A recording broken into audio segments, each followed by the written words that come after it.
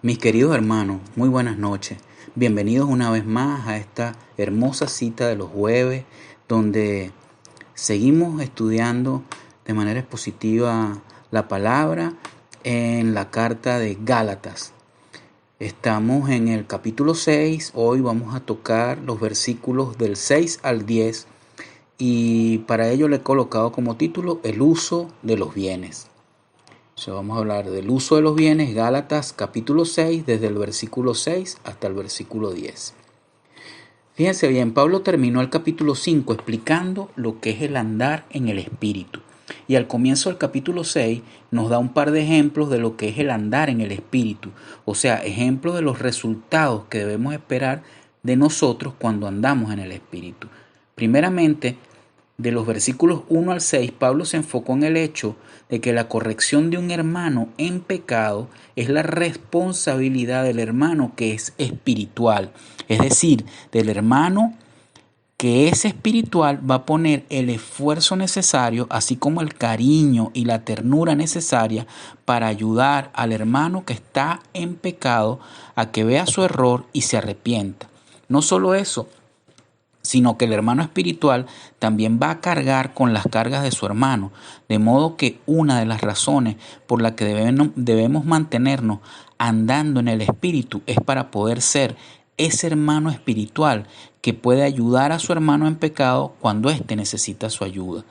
El segundo punto que Pablo hace en esta sección lo vamos a encontrar en estos versículos que vamos a tratar hoy del 6 al 10. Vamos a poner este tiempo en manos del Señor. Señor, mi Dios bendito, te damos gracias una vez más porque eres tú el que coloca en nosotros tanto el querer como el hacer. Eres tú, Señor, el que nos mueve y nos traes aquí, Señor, a este tiempo especial donde podemos compartir en la distancia, por estos medios, Señor, de tu palabra. Podemos buscar edificarnos unos a otros, Señor, escucharte y atesorar tu palabra en nuestros corazones y en nuestra mente para poder ponerlos en práctica, Señor. Sé tú dirigiéndonos en este tiempo, Padre. Sea tu Espíritu Santo controlando, Señor, cada palabra que sale de mi boca, para que sea tu santo evangelio y puro evangelio el que llegue a los corazones de cada uno, Señor, de mis hermanos que hoy han tenido a bien en sus altares familiares abrir las puertas, Señor, a este mensaje y recibirlo con la mirada puesta en ti. Lo dejamos en tus manos en el nombre de Cristo Jesús. Amén. Bien, leamos entonces la palabra, Gálatas 6, desde el versículo 6 hasta el 10. Dice la palabra: y al que se le enseña la palabra, que comparta toda cosa buena con el que se le enseña. No os dejéis engañar, de Dios nadie se burla, pues todo lo que el hombre siembre, eso también segará. Porque el que siembra para su propia carne, de la carne segará corrupción, pero el que siembra para el Espíritu, del Espíritu segará vida eterna. Y no nos cansemos de hacer el bien, pues a su tiempo, si no nos cansamos, segaremos. Así que entonces, hagamos bien a todos según tengamos oportunidad y especialmente a los de la familia de la fe. Hermosa palabra. Algunos comentaristas de la palabra han notado que hay un tipo de cambio en el contexto inmediato. Pablo pasa del tema de la restauración de un hermano en pecado al tema de compartir toda cosa buena. Otros han notado cómo este nuevo tema se relaciona con la enseñanza de las ofrendas. Uno de los comentaristas que consideran este cambio en tema como muy drástico piensan que el tema de las ofrendas no es parte de lo que Pablo nos quería dar a entender por medio de este pasaje.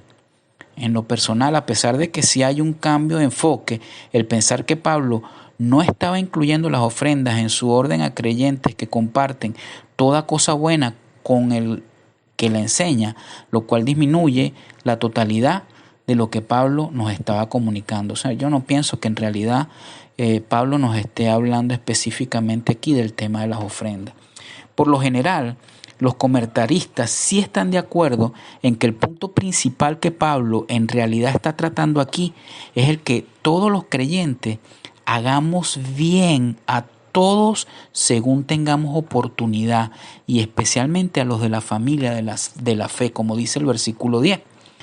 Pero no debemos perder de vista el hecho de que Pablo regresa al tema del individuo que enseña la verdadera palabra de Dios. Es una excelente manera para comenzar a cerrar su carta. De hecho, el tema principal de este libro o de esta carta, ¿verdad?, ha sido la salvación por medio de la fe, y como toda enseñanza que va en contra de esa verdad debe ser rechazada, así como los que enseñan tales errores. Un breve repaso de este tema en el libro de Gálatas nos demuestra que los hermanos espirituales a quienes Pablo les estaba escribiendo son quienes iban a tener que restaurar a los hermanos en pecado, incluyendo los hermanos que habían caído bajo el engaño de que la salvación dependía de las obras de obediencia a la ley y no solamente de la fe. Efectivamente, es este el error principal con el que Pablo trata en esta epístola. Y eran los falsos hermanos que habían invadido Galacia los que estaban engañando con sus enseñanzas y buscando obtener ganancias financieras por su falsa instrucción.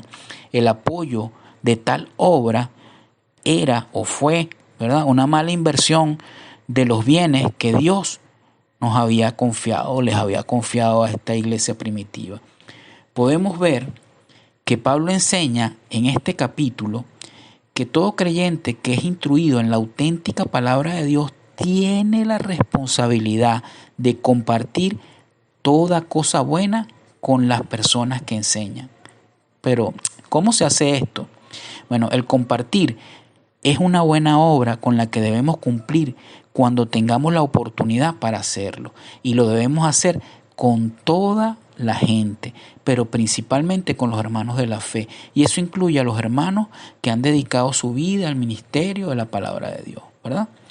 El pensar que no tenemos la responsabilidad de asegurarnos del bien de lo que nuestros hermanos nos enseñan sobre la palabra es un engaño. Debemos tener cuidado de no caer en mentiras.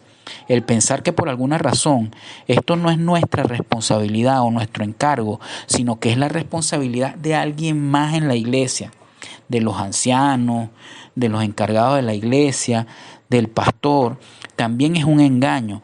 Al dejarnos engañar, o sea, al creer en doctrinas erróneas, aún después de haber oído la verdad, nos estamos burlando de Dios. Es a esto a lo que Pablo se refiere en Gálatas 6:7. Las burlas del hombre son sin sentido y el resultado de tales no será para su bien. Dios sabe cuál es la verdad, aun si nosotros no lo sabemos o pensamos que Dios no lo sabe. No solo no podemos esconder nada de Dios, sino que Él hasta sabe lo que está en nuestros corazones mejor que nosotros mismos. Pablo concluye este versículo con este punto: el hombre obtendrá el resultado de sus burlas de Dios. Para ilustrar este punto, Pablo usa aquí una comparación con la naturaleza. Es de lo que el hombre ha plantado, de lo que puede esperar segar. La cosecha que obtenemos es de la misma semilla que plantamos. Por eso, si el hombre siembra un árbol de manzana, al crecer el árbol y dar fruto, no le va a dar naranjas o peras, sino que le va a dar manzana. Así también con la vida moral del hombre, si cultivamos las cosas materiales, cosecharemos los frutos materiales, que son impredecibles y no nos acercan a Dios. Si cultivamos las cosas espirituales, cosecharemos las cosas espirituales que sí nos acercan a Dios. Si invertimos nuestro tiempo, nuestra fuerza y nuestras riquezas en las cosas del mundo, no podemos esperar que recibamos frutos espirituales, sino que recibiremos los frutos del mundo. Por muy buenos que los frutos del mundo parezcan, más riqueza, las oportunidades de darnos los gustos que nos complazcan cuando queramos, estos frutos no nos van a acercar a Dios.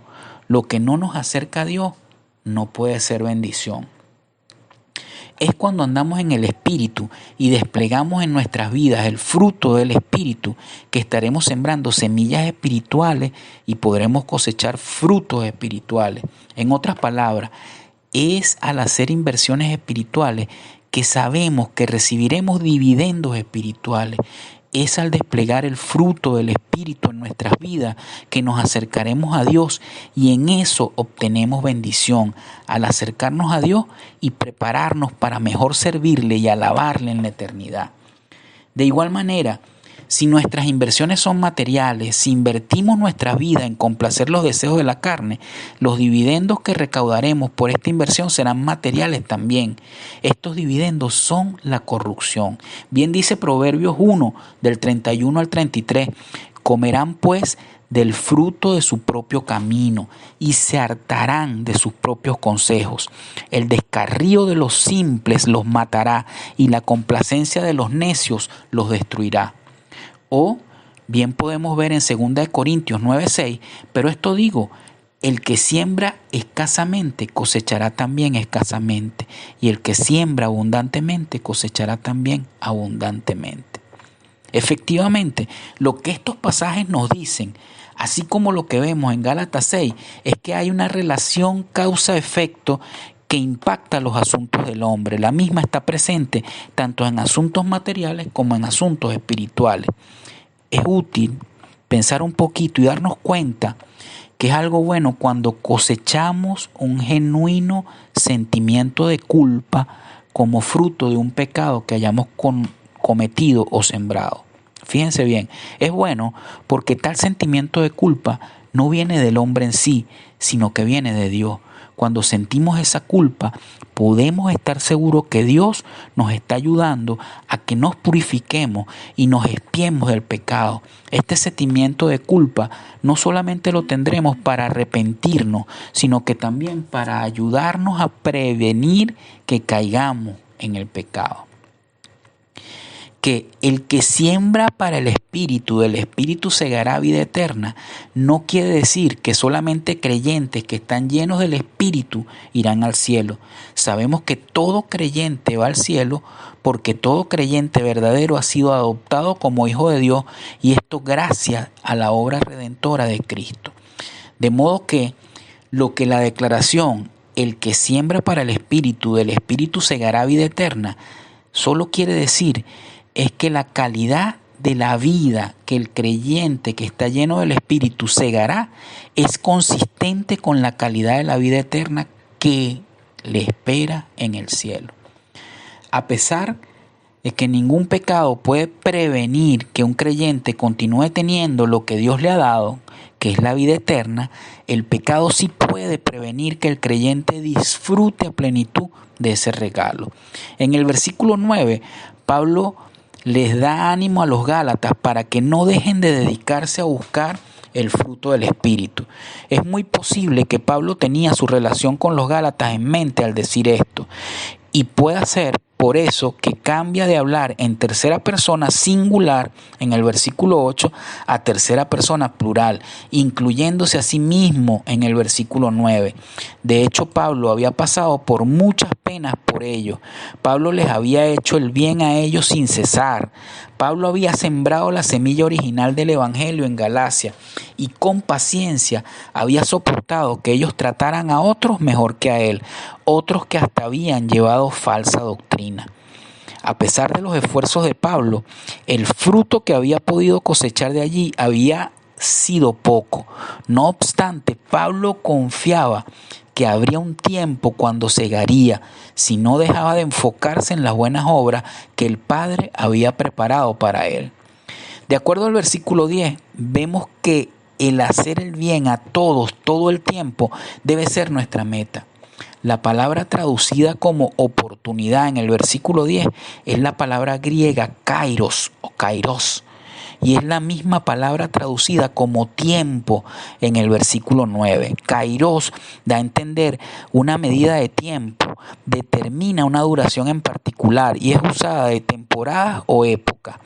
De modo que en el versículo 10 la frase hagamos bien a todos según tengamos oportunidad nos está diciendo que debemos buscar distintas ocasiones cuando podamos hacer el bien. No nos dice eso propiamente, pero sí nos está enseñando que el tiempo o la época en la que vivimos es la oportunidad que tenemos para hacer el bien a todos. Recordemos lo que dice Juan en su Evangelio, capítulo 9, versículo 4. Es menester que hagamos las obras del que me envió mientras es de día, porque viene la noche cuando nadie puede trabajar. El tiempo que queda en esta época, mis hermanos, es limitado y debemos aprovechar el tiempo de ahora para avanzar el Evangelio de Cristo. Es interesante notar que al decir hagamos, Pablo mismo está dando una orden y está incluyéndose a sí mismo también. Pero, ¿qué es lo que dice Pablo que debemos hacer? Bueno, debemos hacer el bien.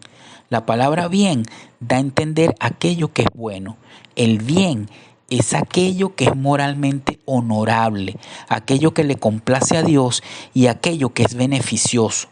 El bien no es simplemente bien o beneficio temporal o material, sino que es producido por el Espíritu Santo internamente en el corazón de los fieles y obedientes creyentes. Este es el bien que debe ser demostrado a todos, incluyendo a los incrédulos.